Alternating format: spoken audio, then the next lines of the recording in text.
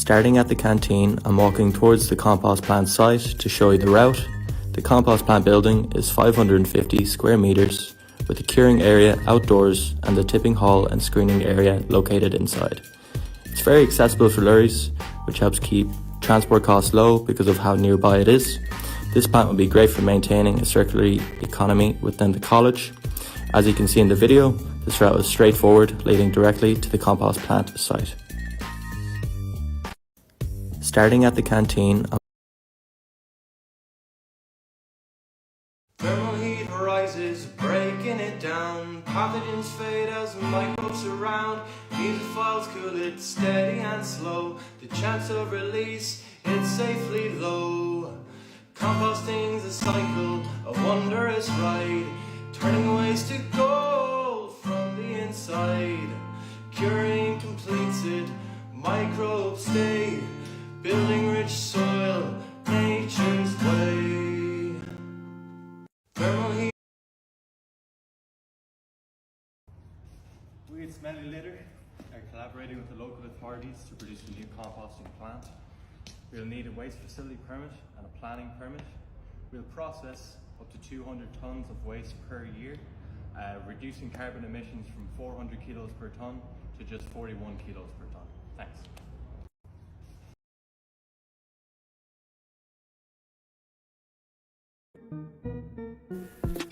Odour arises where organic matter breaks volatile compounds, ammonia and sulfide wake. In anaerobic cam, the smell is slight, but heat and microbes bring it to light. The thermophilic stage intensifies decay. High temperature send odours away. Microbial activity surges. Compounds release, causing minor discomfort that soon has ceased. A cover layer, a critical shield to trap the gases the heat might yield. With careful steps and methods in place, odours are managed, leaving minimal trace.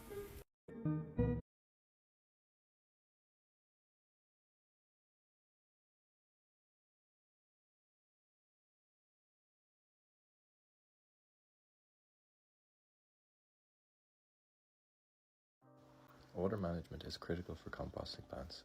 Tools like dynamic olfactometers and electronic noses measure odour intensity and chemical composition. Olfactometers dilute air samples, allowing trained panelists to determine the odour concentration in air units per cubic metre. Electronic noses use sensors to identify odour compounds, giving a real-time chemical fingerprint of the air. In Ireland, odour levels at composting plant boundaries must stay below 3 odour units per metre cubed to minimise impact on nearby communities. With these instruments, we ensure composting is effective and neighbour-friendly. Odour management is critical for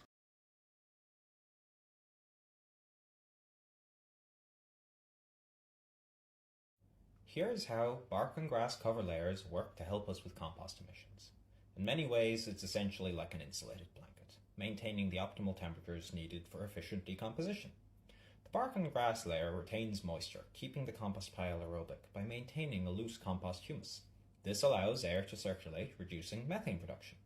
The cover then acts as a natural filter, absorbing and neutralizing odours and pollutants like ammonia and VOCs.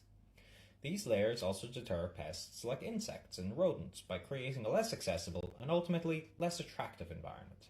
This helps in maintaining the overall hygiene of the compost piles and limits any potential issues related to pest infestations. Here's how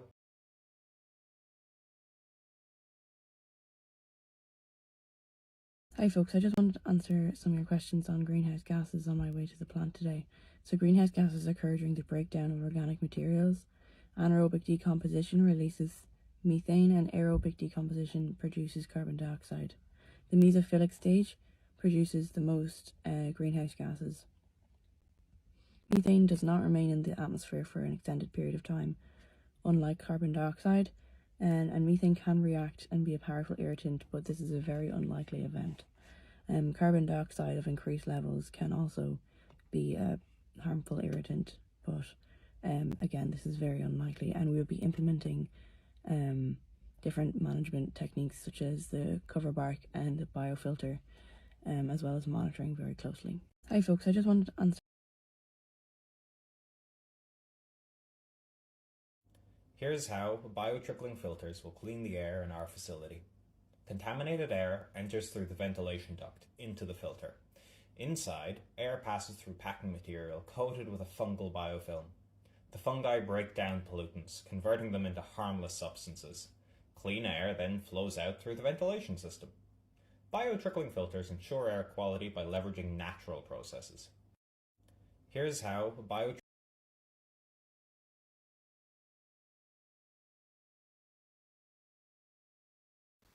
The Draeger Accuro 3000 is a manual gas detection pump designed for precise, on-site chemical sampling. By compressing the calibrated bellows pump, a fixed volume of air is drawn through a specific Draeger tube. The tube then reacts with gas, providing the real-time, measurable chemical analysis, accurate, portable, and essential for monitoring environmental safety. The Draeger Accuro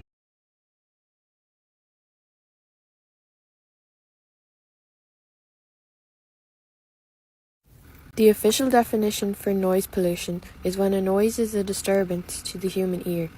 A daily exposure to no more than 85 decibels is the limit to humans without damaging their hearing. As you can see in this video, operational machinery such as the ones that will be working in the compost plant don't operate above 85 decibels. Alongside our vegetation barriers, which reduce noise by up to 4 decibels, noise pollution won't be a problem for local residents.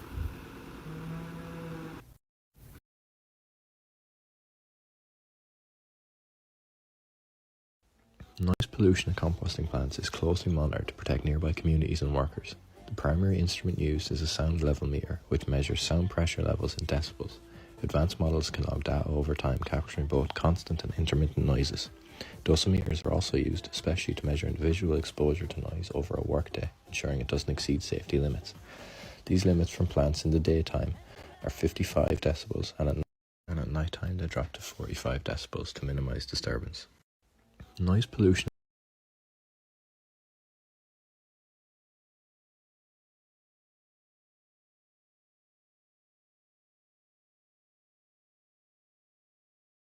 Particulate matter can be 30 times smaller than the average human hair. They are made of plant fragments, gases, and other organic particles. Most particles are produced during the screening process or in the turning of rows of compost. Particles can travel between 30 and 300 kilometers, however, loading and mixing take place inside our facility. Some possible impacts of particulate matter may be respiratory issues like asthma or bronchitis, and they can also disrupt plants' natural processes like photosynthesis. But we'll be implementing various mitigation measures such as a vegetation barrier and a fungal biofilter. Particulate matter. So, you're wondering about vegetation barriers. These are barriers made up of trees and shrubs that will encircle our facility and act as a filter, naturally scrubbing the air. Dust and particulate matter get physically trapped by the trees and the leaves, then as it rains, the trapped dust and particles are washed down to the roots. So,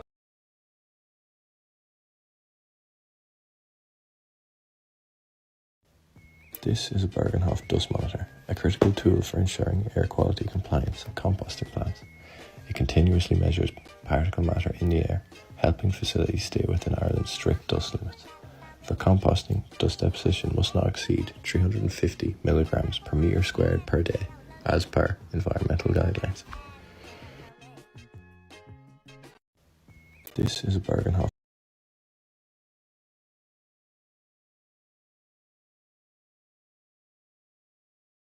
Pasteurization in a composting plant is imperative for good hygiene and health and safety practices. In our composting plant, pasteurization will be carried out to ensure no pathogens or disease will be spread inside or outside of the plant. Pasteurization occurs during this thermophilic stage of the composting process. It takes 10 to 12 hours to pasteurize the compost, and the temperature has to be above 62 degrees Celsius. It's important the temperature doesn't fall below 56.6 degrees so that all pathogens can be destroyed and we can produce good, clean compost. Pasteurization in a composting.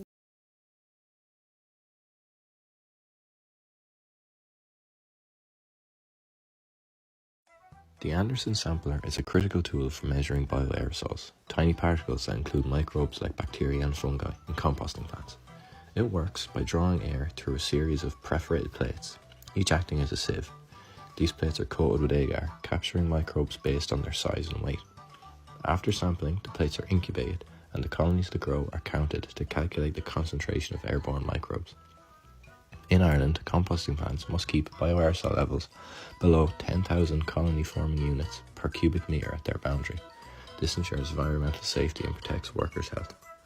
With tools like the Anderson Sampler, we can ensure composting is safe and sustainable for everyone.